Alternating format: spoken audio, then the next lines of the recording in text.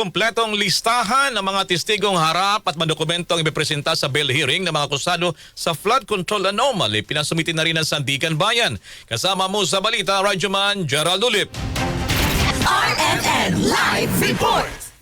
Nagbigay ng direktiba ang Sandigan Bayan 6th Division sa prosekusyon na magsumite ng kumpletong listahan ang lahat ng testigong iharap sa bail hearing ng mga akusado sa flood control anomaly sa Oriental Mindoro.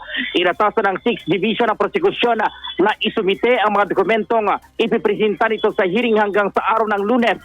Una rito kuresyon ng depensa ang pagharap ng isang testigo ng prosekusyon na wala umanong sa listahang inihain noong pre-trial. Sa pag-usad ng pagdirig ngayong Lunes, iniharap ng prosekusyon ang ikalawang testigo na si Joan Lacerna mula sa Records Management Section ng DPWA Central Office, Human Resource and Administrative Service. Sa kanyang 10 pahinang judicial affidavit, tinukoy ni Lacerna ang 10 itong mga file ng ilang akusado na umabot sa 200 at isang file.